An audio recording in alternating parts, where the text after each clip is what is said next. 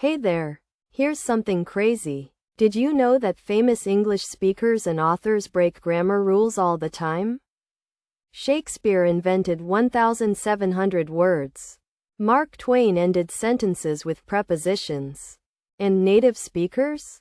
They drop words, change verb tenses mid-sentence, and somehow still sound amazing. Today, we're looking at real grammar. The kind you actually hear in conversations. Not the perfect textbook version. The messy, natural version. Stick around because this changes everything about how you learn. Let's jump into a real conversation. Sarah's interviewing Marcus for a software development job. Notice something? They're not speaking like robots. Sarah: so, Marcus, tell me, what's the biggest project you've worked on? Marcus: well, I've been doing front-end development for like 3 years now. And honestly, the most challenging thing has been managing large codebases. See that? Marcus used been doing. Present perfect continuous. Because he's talking about something that started in the past and continues now. He also said, honestly?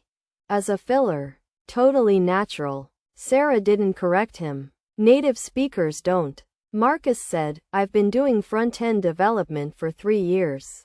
This is gold. The present perfect continuous. Have has been plusing verb. Shows something started in the past and is still happening right now. It answers, how long? Sarah responds, that sounds great. So you've been focusing mainly on React and Vue? Perfect. She's using the same structure because it's the natural rhythm of conversation. Here's the surprise. Textbooks teach this as formal grammar. But listen to how naturally Marcus and Sarah use it. It's not formal. It's just how people talk about ongoing experiences. Your brain learns faster when you understand why people use a structure. Not just when they use it. Now it gets interesting. Sarah asks, have you ever used TypeScript?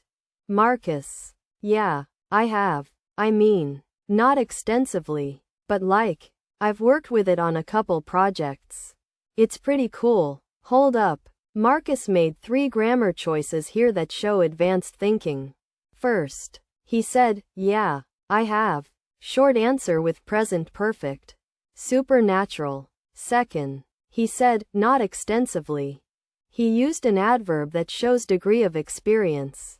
And third, it's pretty cool. He uses a casual adjective instead of it's a robust language. He's being authentic. Sarah didn't judge. She understood him perfectly. Native speakers prioritize clarity over perfection. Sarah says something brilliant here. You could develop some of that expertise if you wanted to. The word could, a modal verb, completely changes the tone. It's not a demand. It's a possibility. It's encouraging. Marcus understands this instantly and responds, yeah, I might actually look into some online courses. He uses might, another modal, to show possibility without commitment. Here's what blows people's minds. These modal verbs, could, might, should, must, will, aren't just grammar rules. They're how English speakers show attitude, uncertainty, and politeness. Japanese learners sometimes struggle because their languages express this differently. But English? English is all about softening and nuancing with these modals. When you learn modals, you're not learning grammar. You're learning how to sound like a native speaker thinks. The interview is wrapping up.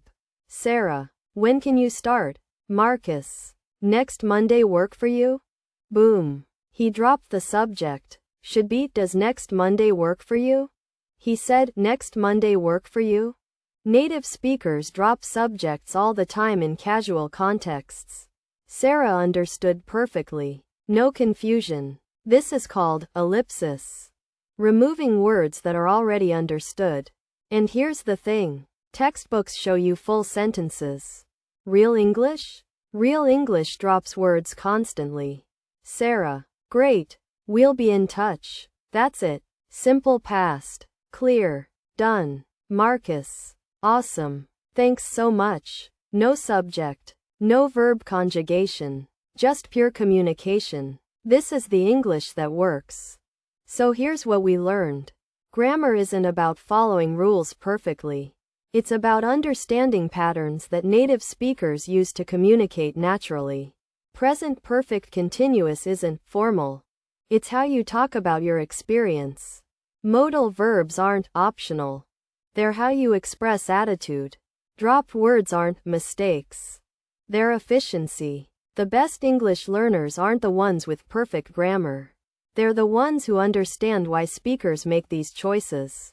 Next time you're watching a movie, listening to a podcast, or having a conversation, listen for these patterns. Your brain learns faster when you understand the purpose behind the grammar. Want more? Drop a comment. What grammar rule surprised you? Subscribe for more grammar that actually makes sense. Your English just leveled up. Rock it.